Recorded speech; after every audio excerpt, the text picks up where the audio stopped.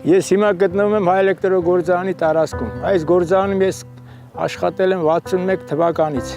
Գործարանը Հայաստանի մասշտաբով ամենամեծ գործարաններից մեկն է, ամենամեծը մարդկային թվով։ Մոտավորապես 15000 աշխատող ուներ, չհաշված իրեն մասնաճյուղները։ Ունենք, խնդրեմ, գիտահետազոտական ինստիտուտ վնիկեր կոչվում, համամիջնական գիտահետազոտական ինստիտուտ։ Ունենք Գյումրիում ունենք մասնաճյուղ, Սառնարանների կոմպրեսորների մասնաճյուղ, ունենք Երևանում նոր մասնաճյուղ, տարբեր տեղեր ունենք։ Ընդհանուր առմամբ գործարանը պահում էր մոտավորապես 60000 մարդ։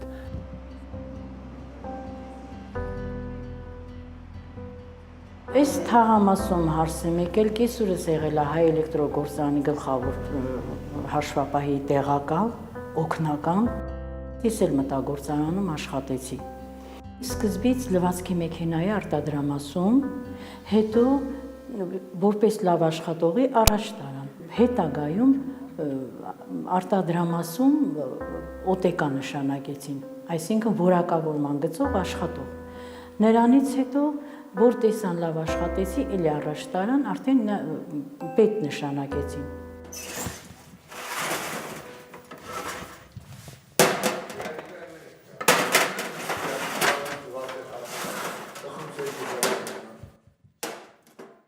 Սկսեցի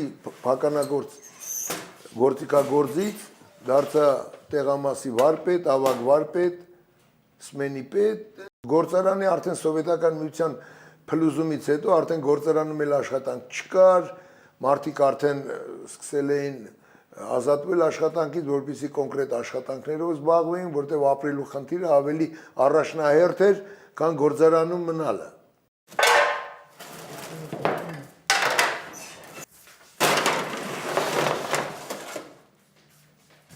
Կոշիկի տակացումներ էի արտադրում։ Տակացումների արտադրությունը ժամանակի հետ զգում ես, որ արդեն սպառվածությունն են չի, սպառողը տեն չի, մտածում ես ավելի կոնկրետ բաների մասին։ Եկավ ժամանակը, որ մի բան մտածեցինք հացը գործարանները սովետական միության փլուզումից հետո հացի գործարանները կանգնած վիճակ էր։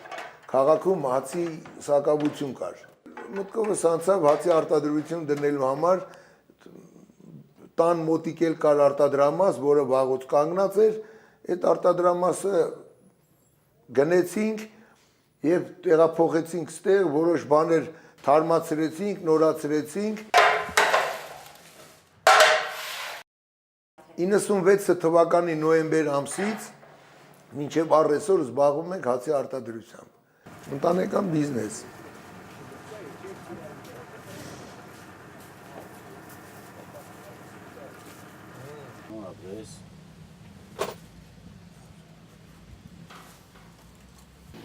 Արդեն 82 տարեկան եմ փլը աշխատում։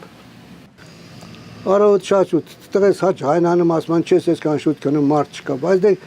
գալիս եմ շուտ, ժամը 7:30 էի գալի, հետո կամած 8-ին, ձմեռները արդեն 8-ին։ Մինչև սովետական միության փլուզումը 65 թվականից աշխատել եմ գործարաններում, ու տարբեր գործարաններ իհարկե։ Այրոզոլը ես եմ առաջինը բերել Հայաստան, գնացել ենք Ռիգա, սովորել ենք այնտեղ, եկել ենք այստեղ այդ ցեխը գործարկել ենք։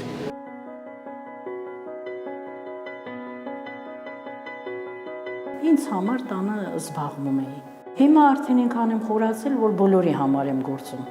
մենակ ինձ համար չի, բոլորի համար էլ գործում եմ։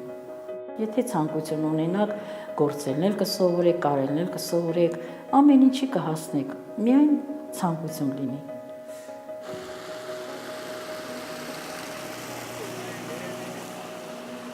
Երկու 2004 թվականին գործարանը երբ որ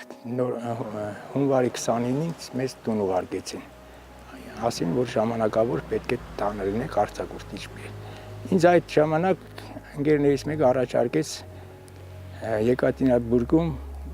արտադրություն ղեկավարել, փոքր արտադրություն էր, մի 50 կանոց կոլեկտիվ էր։ 2 տարի աշխատելուց հետո այն չէր, արդեն զգացի, որ այն չէր բավարարում ինձ այդ գումարը։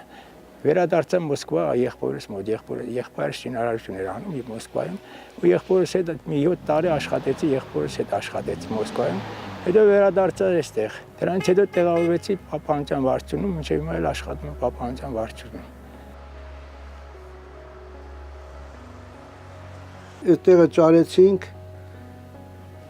սես փոքր բուտկա է, բայց դե ինչ արած։ Ամեն ինչ ունենք։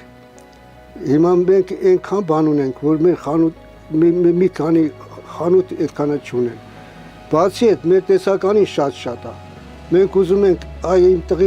լոզունգը են ասում, որ ամեն ինչ ունենան, որ մտնեն, մենք չհասենք։